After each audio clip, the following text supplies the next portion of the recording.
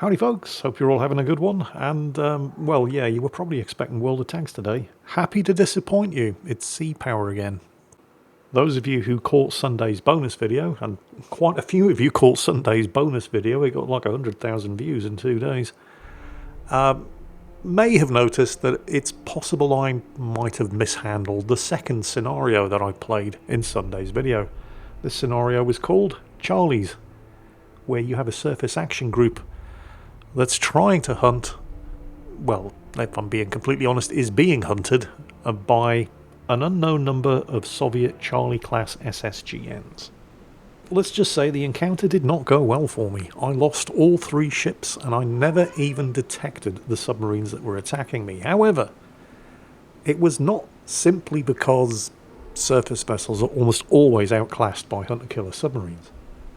Which is sadly the case. I mean, if you're in a frigate or a destroyer or a cruiser and you're being told to go out and hunt some hunter-killer submarines, I hope you've got your will in order. However, there were things that I could and should have been doing to tilt the odds at least somewhat in my favour. So today we're going to try that again, but this time we're going to do it properly. It turns out that my helicopters, while they don't have dipping sonar, which is like really useful in anti-submarine warfare, they do have sonar buoys. They also have magnetic anomaly detectors. So I have 3 ships at my disposal. The Belknap-class guided missile cruiser, the William H. Stanley. We've got the Gearing-class destroyer here, the Henry W. Tucker, which has a flight deck and a hangar but does not actually carry its own helicopter. I'm just setting the emission control policy here. I do not want them banging away an active sonar. I also, it's mostly a waste of time, using their surface search radar in an effort to maybe catch an enemy submarine's radar mast, because there's no way a Charlie would, they'll pick us up on passive sonar long before we pick them up. Why would they bother giving their position away by coming at periscope depth and popping a radar mast up? This ship, however, the USS Estosian, is an Oliver Hazard Perry-class frigate, and this is an anti-submarine warfare ship. And it has 2 helicopters. The Belknap has 1. So I've got 3 at my disposal, and I want them all in the air. So the Estosian is launching 2, and the William H. Stanley here is launching its 1. You can see the hangar door closing there. You see these things? Those are sonar buoys. With the anti-submarine warfare loadout, which is their default loadout, they come with 2 Mark 46 torpedoes, which I already knew. But the first time I played this, when I was looking at the unit reference for these helicopters, these SH-2Fs, I was looking under sensors to see whether or not they had any dipping sonars, which they don't, or any sonar buoys. And the sonar buoys were not listed under their sensors. That's because the sonar buoys are not listed under sensors. They're listed under weapons. Let's pull up the unit reference of this SH-2F helicopter that the William H. Stanley has just launched, and I'll show you what I mean. Those are the sonar buoys. They're listed under weapons, the SSQ-53s. I don't know what an SSQ-53 is. I was looking for something that said sonar buoys. And I was looking at the sensors, but whatever, there it is. These things also have magnetic anomaly detectors, which I was unaware of because I didn't bother checking the unit reference card. But the sonar buoys, I mean the magnetic anomaly detector is going to be useful, obviously, but it's the sonar buoys that are basically what turns anything. It doesn't matter whether it's a fishing boat. If it's got a flight deck and it can land a helicopter, it can do anti-submarine warfare. A helicopter is a huge force multiplier for any surface vessel when it comes to hunting submarines. I'm dropping down to 20 feet here. This is how you use the magnetic anomaly detector. You can see it's now streaming from behind the sea sprite. It will deploy automatically if it's fitted to the helicopter and you drop to 20 feet in altitude. You must also be moving. You cannot loiter in the hover because it must be streamed behind the helicopter. When the helicopter's rotors are burning and turning, it can generate a huge amount of static electricity.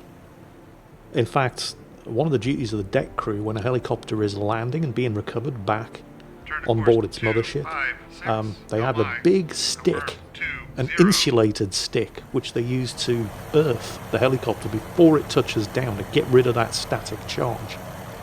And the static charge will interfere with the magnetic anomaly detector, which is why it has to be streamed behind the helicopter. It works by, well, basically a submarine is a massive, great big chunk of metal. And this is going to sound hard to believe, but it's absolutely true.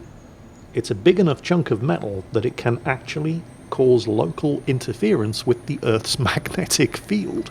And that's what the magnetic anomaly detector detects. Of course, you do pretty much have to be flying almost directly over the submarine, but that's where the sonar buoys come in, because you can get a sonar buoy contact and not know exactly what it is, but if you fly over it with a magnetic anomaly detector streaming behind you and it registers something metal down there, it's probably not a whale. So I'm enforcing a strict MCON, that's emission control by the way, in case you didn't know, MCON policy on the task force. So nobody is burning active radar, nobody is banging away on active sonar. I don't want anybody going faster than 1/3 ahead, so about 6 knots, which is ideal for ships like the USS Estosin here, which is my Oliver Hazard Perry class frigate. That's streaming its towed array sonar, which is a passive sensor as well. But you must be going at least 5 knots in order to stream the towed array sonar. Any slower than that and it's just going to sink behind you. It's a bit like the helicopter's magnetic anomaly detector in that regard. And full ahead 1/3 is about 6 knots, so that's fine. It's as quiet as I can have the ships be and still moving. No faster than 25 knots either. Well, because you'll be making an awful lot of noise, but specifically with regards to the USS Estosin's towed array, any faster than 25 knots and you'll be generating too much noise to actually hear anything on the low frequency towed array sonar. So, everybody all ahead 1/3. That should slow everybody down to 6 knots. You might occasionally, despite issuing the throttle order all ahead 1/3, see the ships accelerating up to maybe 10 knots every now and then. That will depend on what you're telling the ship to do. If you tell them to recover aircraft, for example, they have to turn into the wind in order to do that. And they may temporarily increase speed. It's nothing to worry about. Once they've recovered their aircraft, they should slow back down to all ahead 1/3 again. Right. So we're sending our... I mean, I keep calling them SH-2Fs because that's what they are, the helicopters. They're sea sprites, but these are the sort of... they call them LAMPs. I think it stands for Light Airborne Multi-Purpose System, which is basically a dedicated anti-submarine warfare version of the Sea Sprite helicopter. There they go. So we're going to speed things up until they get to their designated patrol points. I mean, I say patrol points. I'm just basically sending them out ahead of the task force. And we're going to start laying sonar buoys. Now, in reality, there's quite a science over how the anti-submarine warfare controller on board whichever ship was controlling, you know, each ship will be, they'll have a helicopter controller on board, and they'll be sending them out at specific designated points to start dropping a pattern of sonar buoys. There is something of a science to it. I don't know any of that shit. I'm basically just going to be winging it. But I mean, you know, it's not that complicated. My task force is heading west, so I'm sending 1 LAMPs directly ahead of the task force, 1 to the north and 1 to the south, and we're going to start laying sonar buoys across our projected track and also on both flanks, just in case any of those sneaky Russians are trying to get around us. Now, the thing that you need to bear in mind here is that despite all of my precautions, everybody's moving at all ahead 1/3 when generating as little noise as possible. There's a reasonable chance that any submarines out there have already detected us on passive sonar. But this is where things work in my favour rather than the submarines that are hunting us. Because there's a world of difference between picking something up on passive sonar and being able to classify it. You see, I know that there are no friendly submarines operating in this area, so if I pick up a submerged contact on passive sonar, or with the sonar buoys that we're now deploying, all I have to do is figure out whether or not it's a whale or not. And if it's not, it's getting attacked because I know it's an enemy submarine. The submarine captains hunting me, however, don't have it quite so easy, because we're not the only things floating around on the surface here. There's a couple of merchantmen, oil tankers, freighters, all that kind of thing.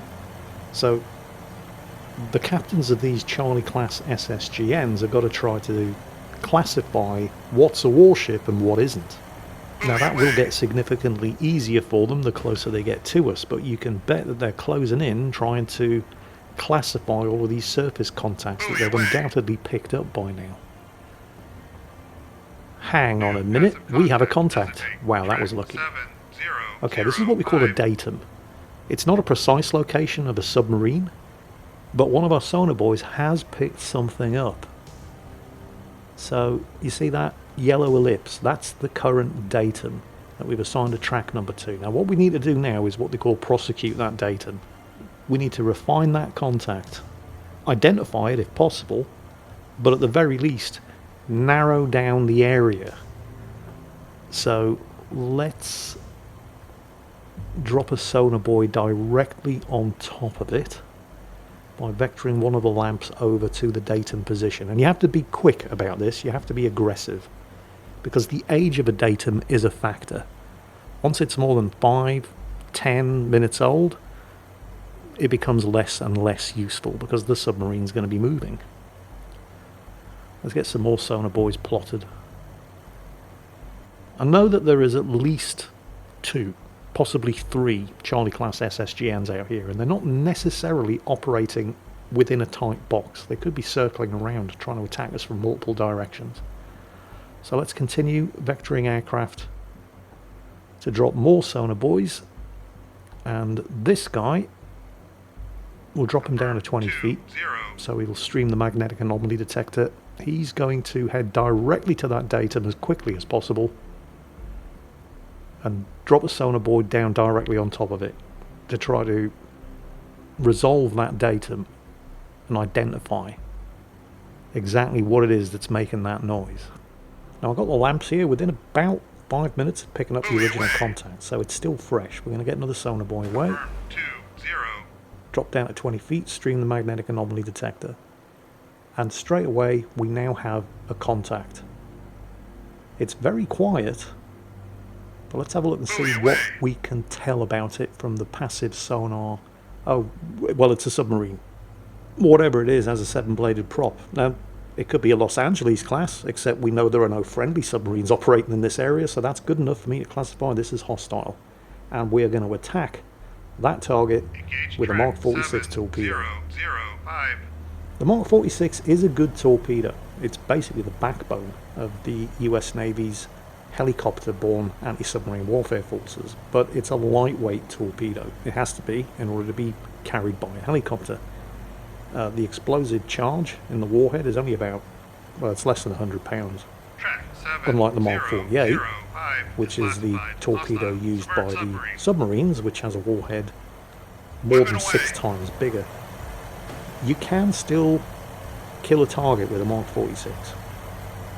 But Russian submarines have titanium hulls. You might be thinking, well, that's nothing special. Our submarines have titanium hulls as well. Yeah, they do now. And titanium is a much better material to construct a submarine out of than steel, because it's lighter, it's stronger, and it doesn't rust as easily. But it's really difficult to weld, and the Soviets cracked the secret of how to do it decades ahead of us. He's dropping noisemakers. The Mark 46 has gone pitbull. It's locked onto something with active sonar. Oh, and I don't think that was a noisemaker. I think we hit him. I don't know if we killed him though. We're not picking up the sounds of a hull breaking up. That was a definite hit. But the only thing we're picking up now are the noisemakers. Oh well. Oh no, track 7005 is still up. It's a Charlie, or possibly a Victor, but it's a lot noisier now. He's probably, well, I don't know what speed he's doing, but he's 20.5 decibels now. He was only like 5.6 earlier, so we'll drop another Mark 46 on him. Each lamp carries 2. Engage track 7005. Yeah, like I said, the Soviets cracked the secret of welding titanium-hulled submarines long before we did, and they basically did it by building big warehouses, airtight, hermetically sealed warehouses, pumping them full of argon gas, and sending welders in spacesuits with their own oxygen supplies to do the welding. I think the Alpha were the first class of titanium double-hulled Soviet submarines. And they were doing it long before, I mean, at the time we were still building submarines out of steel. Right, second weapon away. He's definitely hit, he's definitely damaged, and he's definitely trying to get the hell out of there. While we're prosecuting this contact, the other helo's on idle. We aren't dropping more sonar buoys because I know there's, well, more than one enemy submarine in this scenario, so it's important that you keep busy with the other helicopters. Ah, crap, we've lost contact. Oh, the only thing we still hold are the noisemakers. Wait, no, he's up again. There it is. Again, it's not a precise... Well, it's as precise as it's ever going to get. If you look at the scale at the bottom of the screen there, it's 50 meters, so it's close enough. Right. Let's deploy the magnetic anomaly detector and overfly that datum. So down at 20 feet. And we could just drop a sonar buoy directly on top of them as well. You can see the Mark 46 has gone pitbull, and it's... on station. I mean, it's still close. It's circling around. It might still pick it up by itself. It's coming back on it. Oh, this could be good. It's only about 100 meters away from the target. It's closing right in on it. Now I think the Mark 46 has done it. Yeah, there we go. Another hit. Now, was that a kill? I mean, that's 2 hits with Mark 46 torpedoes, and I know that Soviet submarines are tough, and sometimes it does require more than 1 hit. Not with a Mark 48. Mark 48 has got like nearly 700 pounds of high explosive in its warhead. But the Mark 46 is just a little torpedo.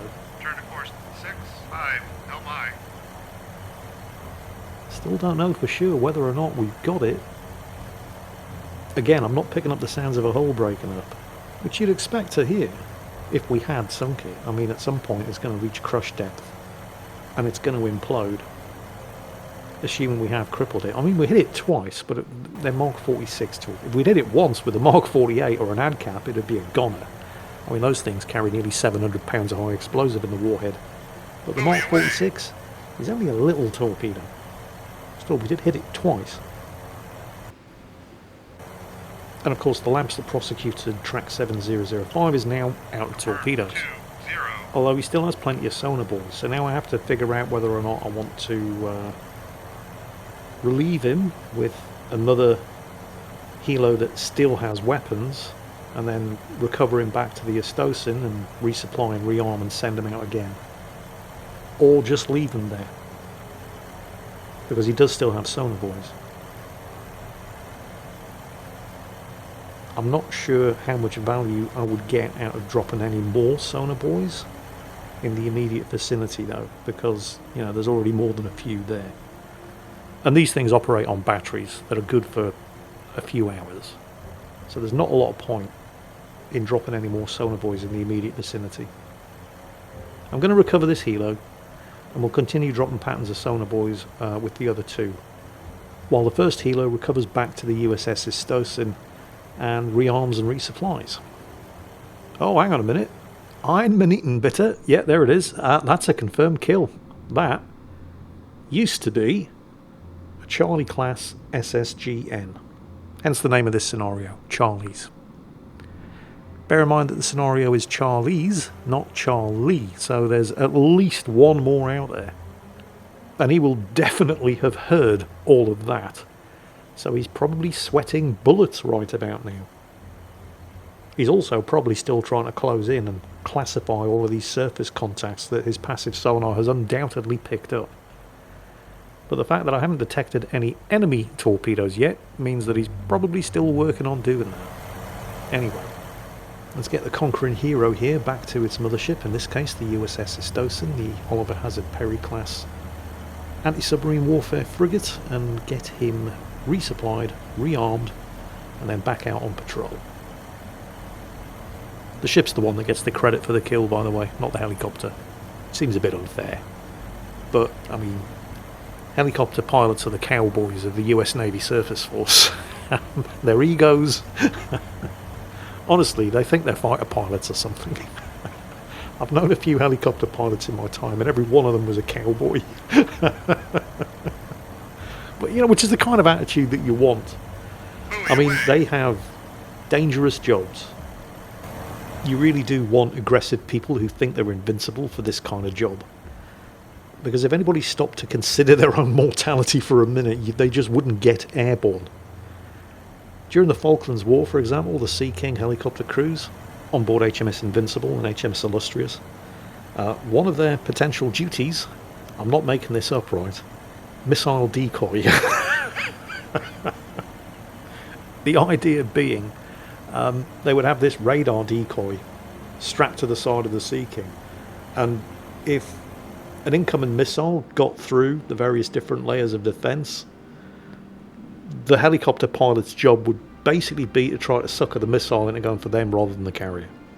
I mean, you know, that's an extreme circumstance, but just the regular duties of helicopter air crews can be, well, for example, you picked up a surface contact, but you can't classify it as hostile, and you really would like to know what it is before it gets within missile launch range. So what do? You send the helicopter out to take a look, to visually ID the contact. So, you know, well within surface-to-air missile launcher range. I mean, these guys are entitled to be as cocky and arrogant as they want because they have a dangerous job and I wouldn't want to do it. I realise I'm nitpicking here, but I am a little disappointed with the helicopter recovery and relaunch animation. What I mean is, it's not a bad animation. The way the helicopter recovers onto the flight deck, the way they stow the rotors, fold them up, and then wheel it into and then back out of the hangar is fine. Except in reality, they wouldn't go through that whole lengthy process. They would have done it from the spot on the flight deck. They would have just wheeled fresh torpedoes out in trolleys, refueled it in position on the flight deck. I mean, they would have had to shut down the rotors and all that because, like I said, those things generate a lot of static electricity and you don't want to be handling weapons with that kind of hazard around. But they would have just shut the helicopter down on the spot, which is what they refer to as the flight deck, and reloaded and resupplied and refueled it there. They wouldn't have needed to wheel it into the hangar to do it. I mean, this is a really minor issue. I realise I am just nitpicking here. It's fine. If they were going to animate the whole thing properly, they would have had to have animated crew coming out, wheeling out weapons, trolleys, fuel hoses. Yeah, it's fine. It really, like I say, it's a small issue. It's certainly not game-breaking. Where's that second submarine? As you can see from the tactical display, we've got quite a pattern of sonar buoys out there. Oh, we're getting our money's worth out of them. I can't remember exactly how long the batteries on those things last for, but at least 2 hours, possibly more. You know, we've got plenty of value out of these things. There goes the conquering hero, airborne once again and ready to resume his patrol duties. Well, I mean, this was a kind of good news, bad news situation because I didn't detect any torpedoes, which means that the other submarine or submarines out there still hunting the task force still hadn't classified us as enemy warships.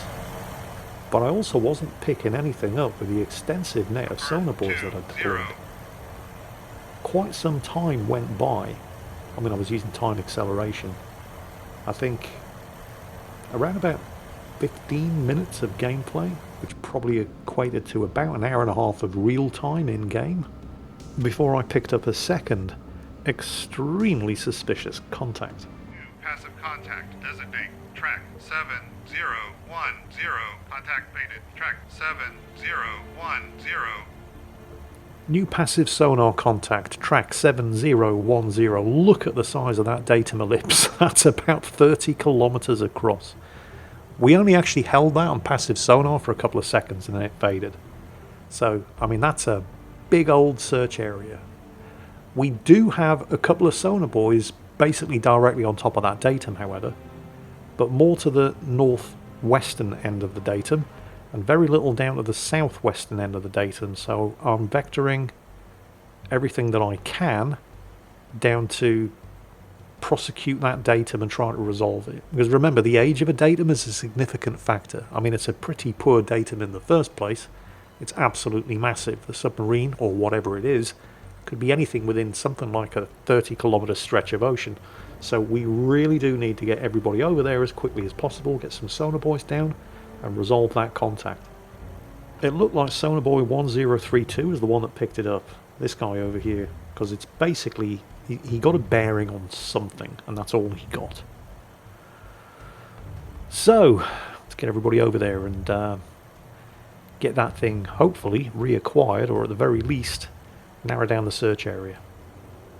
I'm basically just dropping a line of sonar buoys along that line of bearing. I mean, it's not rocket science. Basically, sonar buoy over here detected something on passive sonar over there. Oh, hang on. We got lucky. There it is. It's a new track at a depth of 280 feet doing 5 knots. And it has a 7-bladed screw, so yeah, it's not a whale. I am reasonably confident that I can classify that as hostile. Before I go ahead and do that though, there's something that I do want to try. Although I'm going to need to be careful. I can't afford to try anything too flashy here because it's about, I think, 7 kilometers away from the Estosin. We're going to overfly it, drop another sonar buoy on him. I mean, we've got a good solid passive contact here. I don't really need to drop another sonar buoy on him. I could just go ahead and classify it as hostile and attack it. But I want to see what we can get on the magnetic anomaly detector. Because I'm not really sure exactly what kind of information that's going to give me, and I'm really not going to get much of a better chance to use it than this. I mean, that is a very, very tight datum. We've basically, as near as damn it that you possibly can with passive sonar, narrowed down the location of that contact. So we'll send this guy over, we'll drop another sonar buoy on him, which seems like a bit of overkill at the moment given how finely we've resolved that contact so far, but on the way over we can stream the magnetic anomaly detector and see what it sees. It's not going to take us long at all to get there. I wonder if you can hear the helicopter. I think he probably, well, certainly when it gets to within about 1 kilometre, he's definitely going to hear the helicopter. He's definitely going to hear the Mark 48 when it gets dropped on him. Let's classify him as hostile. I mean, I know he is. Let's get the sonar buoy away. This is kind of overkill at this point.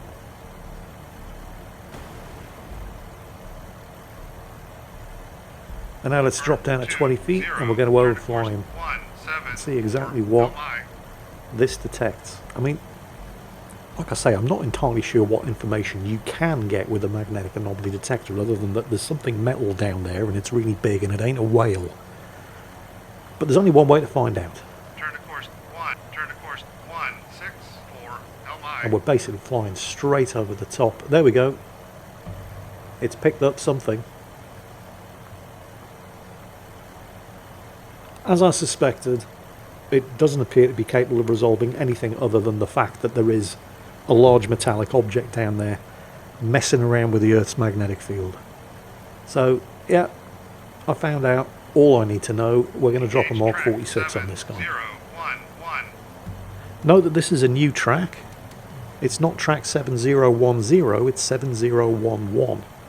And I think that's because we didn't really get enough information on 7010 because it literally was just a couple of seconds of passive sonar and that was it.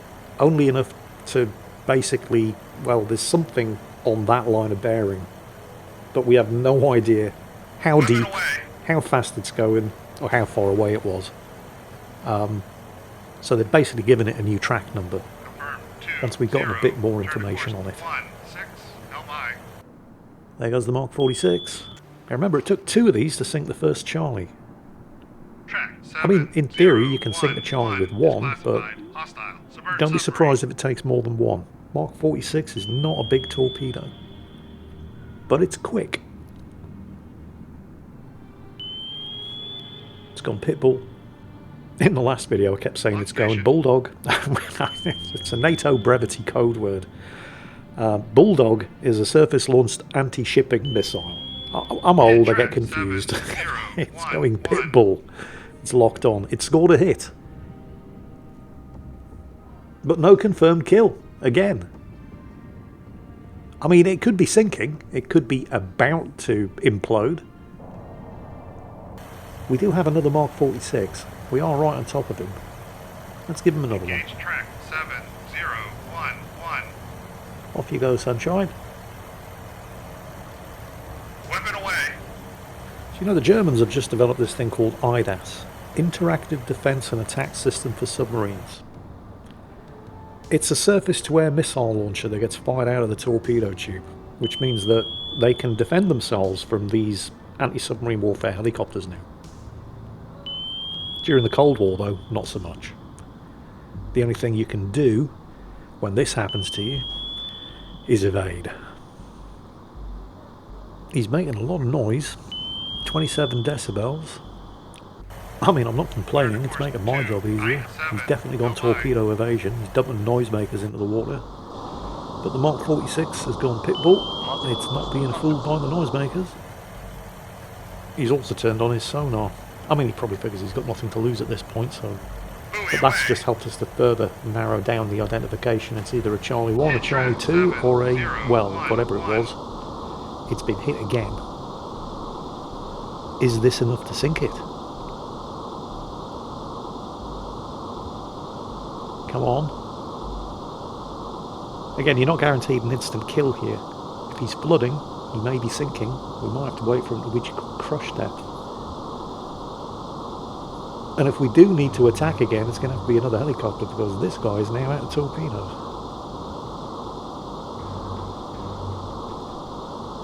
Come on. I know it's another Charlie. I don't know if it's a Charlie 1 or a Charlie 2, but it's not escaping. Not with all of these sonar boys scattered around it. Come on, don't keep me waiting. There's the first one. There's a Charlie 2. Come on, 7011. What are you up to? Oh, we got him. Right, yeah. Okay. Oh, and that was mission complete. There were just 2 of them. Listen to me. There were just 2 of them. Knowing that you were being stalked by one hunter-killer submarine would be enough to cause a brown trouser moment in any surface action group commander, but 2 of them. But anyway, yeah, the surface forces were 100% undamaged, and we got both of the enemy Charlie 2s. All we had to do was actually use the sonar boys that we were issued with this time around. I mean, I know what a sonar boy is, I just didn't know what an SSQ-53 was. You know, those are your sonar boys. That's kind of why this game really does need a tutorial. But it's a development build that I'm playing at the moment. As you can see from the menu screen, tutorials will be included, and hopefully when this game goes into early access in November, they will be. In the meantime, hope you enjoyed today's video, and as always, take care, and I'll catch you next time.